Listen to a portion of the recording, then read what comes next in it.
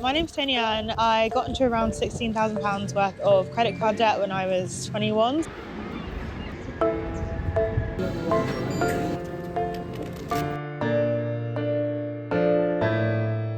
I'm 23, I'm from North London. I'm like just over £5,000 in debt.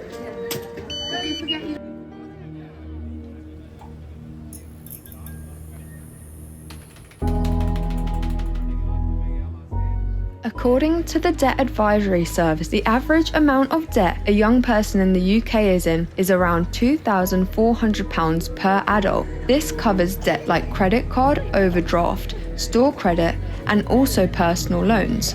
But if you account for all household borrowing, the average debt per person in the UK rises by approximately 233% according to the most recent statistics.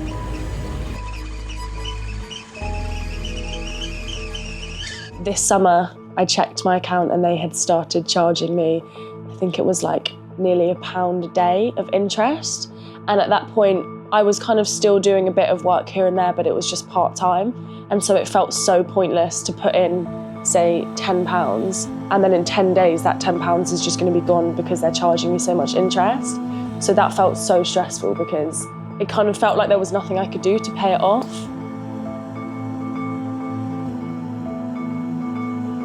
This is quite obvious, but it's, well, not that obvious because I didn't really know this, but it will mess up your credit. You won't be able to buy a house, unfortunately. Like, I've wanted to buy a house in the last 2 years and it's almost impossible. So you end up in a situation where you've got like so much more money to spend, and because for me, I'd never had that sort of money spent, and never really considered financial literacy, and then I think about the consequences later on. You know, if it was getting a takeaway or getting drugs. When people can't access mainstream credit, some are pushed towards something far more dangerous. Illegal lenders, often known as loan sharks. Across the UK, specialist teams work to track them down and to support the people caught up in their grip. Sarah Smith is one of them. She is the team manager for Wales Illegal Money Lending Unit.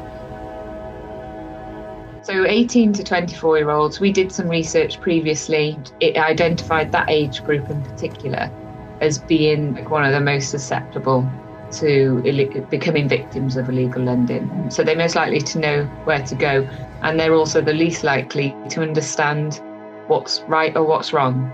Coupled with other factors such as buy now, pay later, massive impact on young people at the minute. Lots of people using it to fund, not just your one-off purchases, but lifestyle expenses. So they can find that it's a perfect storm of they need the money, they can access the money, and they're vulnerable to exploitation in that regard. I paid it off in February 2025. It was a combination of irresponsible spending, lack of education, I'd say social media as well, unfortunately, and buy now, pay later. The turning point for me, I guess, was when I got year 3 of my debt management plan with step change, and I was like, I need to increase my income, I need to be more serious, because I started off paying, I think, £180 a month towards my debt, and I ended up paying, like, by the end of it, I was paying like £850 a month, because I knew that if I didn't pay it off before the 6 years, it would still be on my credit file.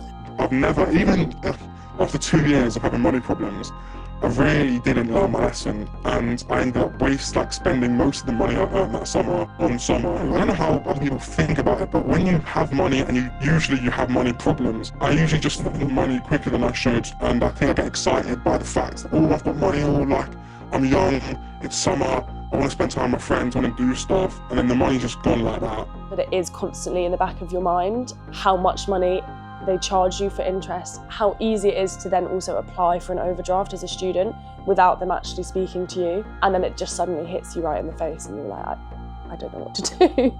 I ended up phoning the bank and saying, what do you want me to do?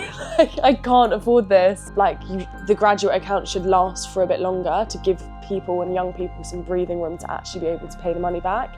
and I just don't really use that bank account. Like, it's like the dark pits.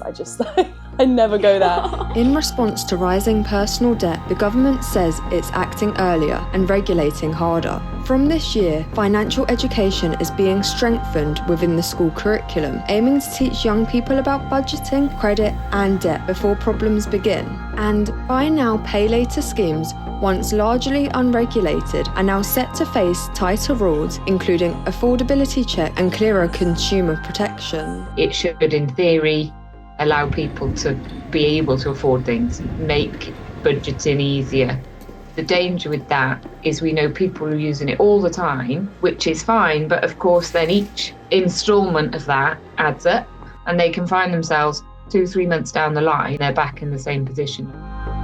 But for those struggling, it also raises questions about how debt is understood as a personal responsibility or a structural issue shaped by policy. I think we need to do a lot more to support people at all ends of the scale, so the early intervention with better financial education, that people understand how to manage debt, how to prioritise debt, about where they can go to if they are getting into trouble, but also how to budget well enough to prevent you from spiralling into debt in the first place. And then once people are in debt, I think that we need to do better with financial regulation and ensuring that we can get credit access to people that need it the most. At the moment, the way we have a sort of credit scoring system, it excludes those that most need small amounts of credit.